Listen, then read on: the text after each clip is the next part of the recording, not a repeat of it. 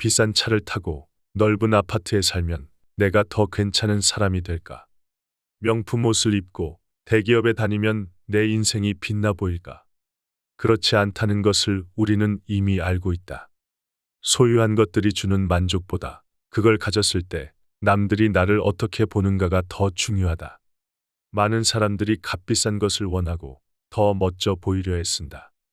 하지만 가만히 들여다보면 그 바람 속에는 공통된 마음 하나가 숨겨져 있다. 내가 가진 것 이상으로 인정받고 싶고 나의 능력 이상으로 칭찬받고 싶다는 마음이다. 어쩌면 지금 당신이 입고 있는 옷, 자동차, 일하고 있는 회사조차도 남들이 봤을 때 괜찮아 보일 것 같아서 선택한 것일 수도 있다. 장자는 인간의 허영에 대해 진짜 자유는 남의 시선에서 자유로워지는 것이며 옳고 그름도 잘남과 못남도 모두 타인의 시선에서 시작된다고 말했다. 오늘 우리는 장자의 철학을 통해 평판이라는 족쇄에서 어떻게 벗어날 수 있을지를 함께 생각해 보려 한다. 사람은 누구나 인정받고 싶어 한다. 그런데 문제는 인정의 크기가 현실의 나보다 늘 조금 더 앞서 있다는 데 있다. 지금보다 더 똑똑해 보이고 싶고 능력 있어 보이고 싶고 더 괜찮은 사람으로 기억되고 싶다. 우리는 끊임없이 나 자신을 과장된 모습으로 포장하며 살아간다. 파스칼은 허영을 인간의 본질이라고 말했다. 그리고 그는 심지어 요리사나 병사, 하인, 철학자조차도 누군가에게 자신이 훌륭하다는 찬사를 듣고 싶어 한다고 말했다. 욕망은 인간의 마음속 깊은 곳에 너무 단단하게 박혀 있어서 아무리 지적이고 고상한 사람조차도 피해 갈 수 없다. 그렇다, 인간은 칭찬 중독된 존재다. 그 중독은 오늘날 더 강해졌다. SNS의 좋아요 수, 개인적인 스펙, 직업, 소유한 명품, 이 모든 것은 현대판 실크로드다. 겉보기에는 문명의 교류처럼 보이지만 실제로는 사치와 허영의 교활로에 가깝다. 실크를 걸친 로마 귀족처럼 우리도 누군가의 시선을 사로잡기 위해 값비싼 외피를 두른다. 결국 내가 나 자신보다 더 잘나 보이려는 순간 나는 나를 스스로 속이기 시작한다. 사실 칭찬은 위험하다. 칭찬이 많아질수록 우리는 더 많은 가면을 써야 하기 때문이다. 남들에게 멋져 보이려면 나의 진짜 모습은 점점 숨겨야 한다. 그래서 우리는 스펙을 만든다. 겉모습을 치장하고 말투를 다듬고 표정을 연습한다. 나보다 더 나아 보이는 삶을 위해 매일 연기하고 있다. 그리고 그렇게 남을 설득하려는 삶이 길어질수록 나도 나를 잊게 된다. 나조차 내가 누군지 모르게 되는 것이다. 장자는 허영이라는 이름의 가면을 아주 냉정하게 들여다본 사람이다. 그는 인간이 얼마나 비교에 민감하고 칭찬에 약하며 평가에 목숨을 거는지를 날카롭게 꿰뚫었다. 그걸 상징적으로 보여주는 이야기가 바로 하숙집 이야기다. 한 아름다운 여인이 하숙집에 들어온다. 그녀는 자신의 아름다움을 알고 있고 주변 사람들도 자신을 그렇게 봐주길 바란다. 그런데 하숙집 식구들은 그녀를 아름답다고 말하지 않는다. 왜일까? 정말 그녀가 못생겼기 때문이었을까? 아니다.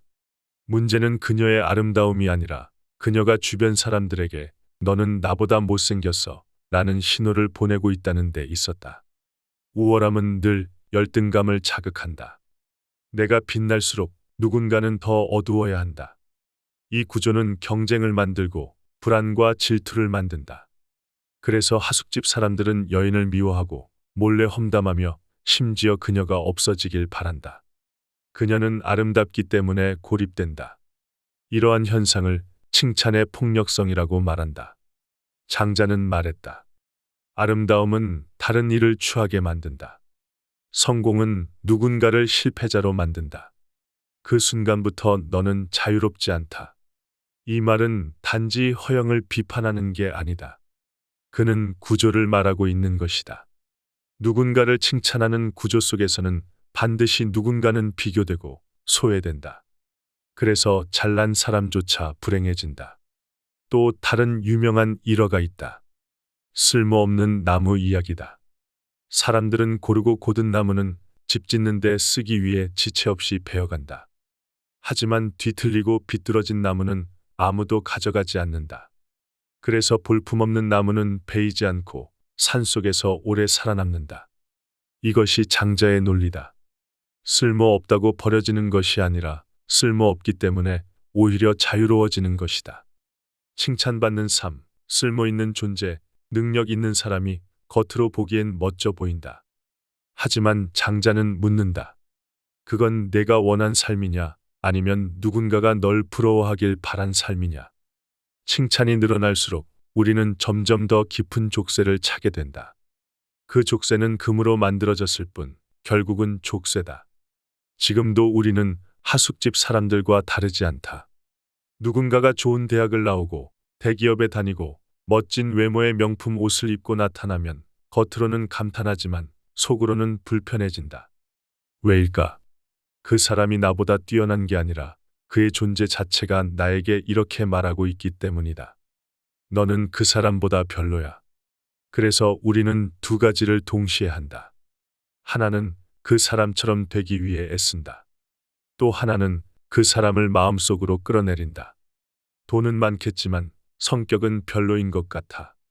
외모는 좋은데 깊이는 없더라. 저 정도면 나도 할 수 있었지. 이건 질투가 아니라 방어다.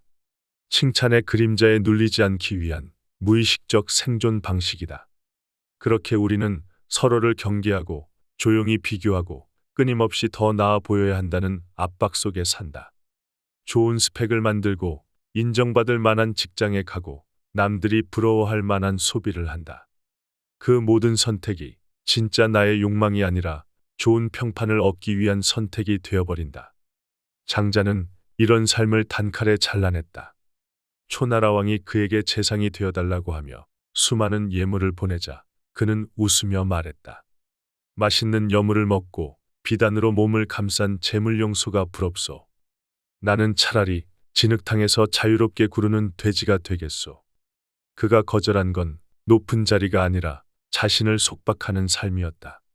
우리는 종종 명문대 졸업장, 높은 연봉, 그럴듯한 타이틀 같은 겉모습을 부러워한다. 하지만 그 안에 들어가 본 사람은 부러워하는 것들이 얼마나 무겁고 많은 것을 포기해야 얻을 수 있는지 알고 있다. 칭찬은 늘 조건을 달고 온다. 모든 조건을 유지하기 위해 우리는 점점 더 자유롭지 않은 삶을 살아가게 된다. 장자는 말한다. 잘 산다는 건 잘 놀다 가는 것이다. 여기서 논다는 건 무책임하게 흘러간다는 뜻이 아니다. 남의 시선에서 벗어나 자기 본래의 삶을 살아간다는 뜻이다. 잘 논다는 건 자연스럽게 존재한다는 것이다. 꾸미지 않고 강요하지 않고 비교하지 않으며 사는 삶이다. 장자는 그것을 자연이라 불렀다. 억지로 만들지 않고 스스로 그러한 상태가 되는 것이 진짜 자유다. 자유는 멀리 있지 않다. 지금 나에게 있는 삶의 속도, 생활의 방식, 마음의 감각을 내 기준으로 회복하는 것이다. 이렇게 살아야 성공하는 삶이야라는 조건에서 벗어나서 나는 이렇게 살아도 괜찮다고 말할 수 있는 감각이 회복되면 우리는 더 이상 경쟁할 필요가 없고 누군가를 부러워하지 않아도 된다. 잘 논다는 건 성취 없는 시간이 아니라 비교 없는 시간이다. 누군가는 하루 종일 텃밭을 가꾸며 흙냄새를 맡는 시간에 가장 살아있음을 느낀다. 누군가는 사람들과 웃고 떠드는 시간 혹은 아무 말 없이 글을 쓰고 그림을 그리는 시간에 충만함을 느낀다. 남들이 보기엔 아무것도 아닌 그 순간이 나에게는 가장 빛나는 시간이 될 수 있다. 그럼 어떻게 살아야 잘 놀다 갈 수 있을까? 첫 번째는 나의 리듬대로 살아야 한다. 다른 사람의 속도에 맞추느라 숨이 가쁘다면 잠시 멈춰서 내가 원래 걷던 속도를 떠올려 보자. 그 리듬을 회복할 때 우리는 내가 살아있구나라는 감각을 되찾게 된다. 두 번째는 말할 때도, 웃을 때도, 좋아하는 것을 고를 때도 남들이 좋아할 만한 나를 연기하지 않고 꾸밈없이 나를 표현하는 연습이다. 그 연습은 생각보다 어렵지만 시작만 하면 내면이 빠르게 반응한다. 마지막으로 중요한 건 누가 뭐라고 하든 신경 쓰지 않고 몰입할 수 있는 시간. 즉, 평가 없는 순간을 하루에 하나씩 늘리는 것이다. 책을 읽는 시간이든 산책을 하는 시간이든 설거지를 하며 듣는 음악이든 좋다. 그런 시간이 쌓이면 우리는 남들에게 보이기 위해 사는 삶이 아니라 나로 살아가는 삶을 회복할 수 있다. 장자는 삶을 평가하지 않았다. 맞고 틀린 것을 구분하지도 않았다. 대신 이렇게 물었다. 그건 너다운가? 남들이 원하는 길, 세상이 박수치는 길 말고 정말로 나에게 기쁜 길 위에서 우리는 더 잘 웃고 편안하고 더 가벼운 삶을 살아갈 수 있다. 잘 노는 삶의 구체적인 모습은 이렇다. 어떤 사람은 아침 일찍 일어나 혼자 동네 공원을 걷는다. 휴대폰은 주머니에 넣고 아무 음악도 듣지 않는다. 걸을 때마다 부서지는 낙엽 소리, 나뭇잎 사이로 비치는 햇살, 미세하게 흔들리는 공기를 느끼는 그 순간에는 누구와도 비교되지 않고 아무것도 증명하지 않아도 된다. 그저 걷는 것만으로 충분하다. 바로 그 시간이 잘 노는 시간이다. 또 어떤 사람은 오후 2시 사람 없는 카페 구석에 앉아 책 한 권을 꺼낸다. 그 책은 베스트셀러도 아니고 아무도 관심 없지만 책의 문장들이 지금의 나를 건드린다. 책장을 넘기는 손가락 끝에서 나는 나를 회복한다. 아무도 나를 보지 않지만 누구보다 충만하다. 어떤 이에게는 무언가를 직접 만드는 시간이 그런 시간이다. 누군가는 자전거를 조립하고 누군가는 손글씨를 쓰고 누군가는 땀을 흘리며 낡은 가구를 고친다. 그 순간만큼은 결과가 중요하지 않다. 멋진 작품을 SNS에 올리는 것도 칭찬을 받는 것도 중요하지 않다. 그저 나의 손과 몸과 마음이 하나가 되는 느낌 자체가 논다는 의미다.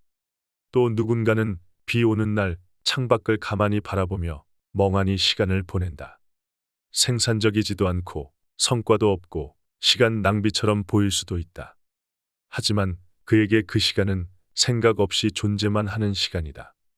누구의 시선도 닿지 않는 곳에서 스스로의 삶을 살아내는 순간이다. 지금 이 순간 당신 안에서도 조용한 감각 하나가 꿈틀거리고 있을지 모른다. 말로 설명할 수는 없지만 어딘가 불편하고 뭔가 어긋난 것 같은 그 감각이 어쩌면 오래전부터 잊고 지내던 진짜 나의 목소리일지도 모른다. 진짜 자유는 남보다 더 잘난 삶이 아니라 남의 기준에서 벗어난 삶이라고 장자는 말했다. 우리는 그동안 너무 오랫동안 보이는 나를 만들기 위해 살아왔다.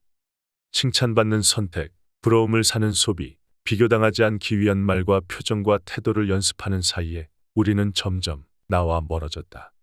하지만 삶은 지금 이 순간에도 당신에게 기회를 준다. 잠시 멈추어서 그 감각에 귀를 기울여 본다. 나는 지금 진짜 나로 살아가고 있는가? 그 질문이 들리는 순간 우리는 더 이상 남들과 경쟁하지 않아도 된다. 평가받지 않아도 괜찮다. 잘나지 않아도 있는 그대로의 나로서 충분하다. 장자는 말한다. 잘 사는 삶이란 잘 놀다 가는 것이다. 그건 타인의 시선이 아닌 내면의 감각을 따라가는 삶이다. 그 감각을 잊지 말고 따라가 보자. 그 길 끝에서 우리는 마침내 나답게 살고 있다고 말할 수 있을 것이다.